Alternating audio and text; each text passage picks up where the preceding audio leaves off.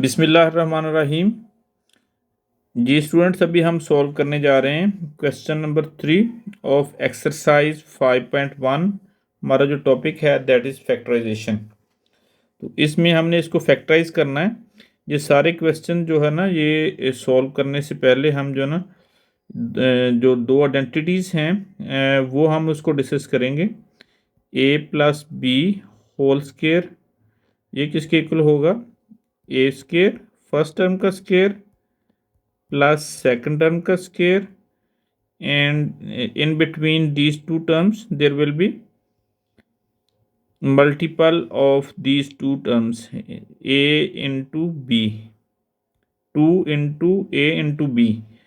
तो हम अगर हमें A square plus 2 into A into B plus B square given हो तो इसको हम A plus B whole square की फॉर्म में भी इस तरह भी लिख सकते हैं।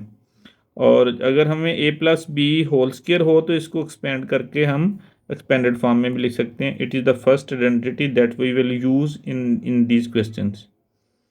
सिमिलरली ए माइनस बी, तो इसका भी यही है कि हम सबसे पहले फर्स्ट टर्म का स्क्वायर लेंगे और उसके बाद लास्ट में जो सेकंड टर्म है दैट इज़ बी, इसका स्क्वायर लेंगे -2 into multiple of these two terms. और सिमिलरली अगर हमें A square minus 2ab plus B square हो तो हम उसको ए माइनस बी आइडेंटिटी की फॉर्म में भी लिख सकते हैं। ये दोनों आइडेंटिटीज़ हम जो ना जो अभी फैक्टराइज करने के लिए ये वाले जो पार्ट्स हैं तो इसमें यूज़ करेंगे। अभी हम इसका जो फर्स्ट पार्ट है वो सॉल्व करने जा रहे हैं।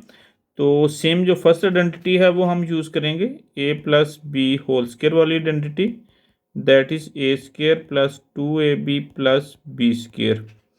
तो इसको भी हम क्या करेंगे कि जो 144 है it is square of 12a, तो इसको हम 12a स्क्वायर की फॉर्म में लिखेंगे। लास्ट में जो 1 का स्क्वायर है उसको लिखेंगे plus 2 into it will be multiple of both identities quantities, this is the 12a into 1।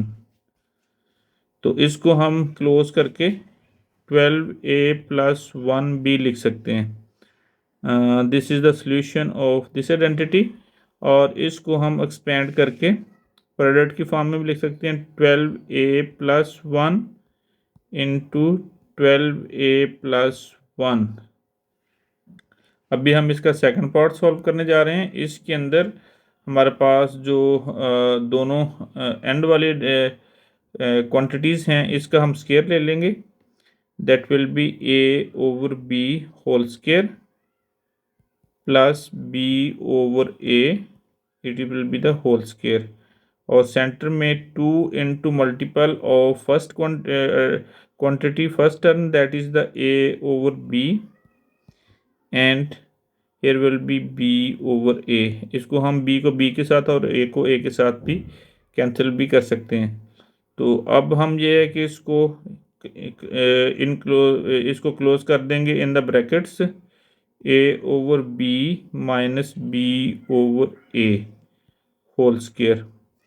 तो इसको हम प्रोडक्ट की फॉर्म में भी लिख सकते हैं, 2 टाइम्स लिख देंगे a over b minus b over a into a over b minus b over a। This is the answer of this part. अब इसका हम जो ना थर्ड पार्ट सॉल्व करने जा रहे हैं। तो इसमें भी हमारे पास x प्लस वाई जो फर्स्ट टर्म का square and last term that is the 49, it will be the 7 square. 7 square is equal to 49 and g, इन दोनों इसका हम स्क्वायर लिखेंगे और सेंटर में माइनस है 2 into x plus y and it will be the product of second term that is 7g। अब जो सेंटर वाली टर्म्स हैं इसको हम छोड़ देंगे और x प्लस वाई माइनस 7 जी, ये इसका स्केयर लिख देंगे। अब हम इसको एक्स प्लस वाई माइनस 7 जी भी लिख सकते हैं होल स्केयर, और इसको हम 2 टाइम्स यानी प्रोडक्ट की फॉर्म में लिख देंगे। X plus y minus 7 g into x plus y minus 7 g.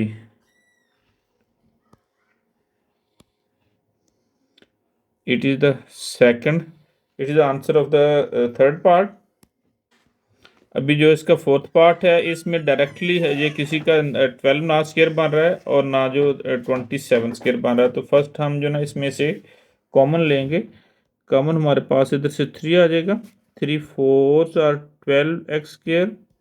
It will be 3 1 are 3, 3 2 are 6 x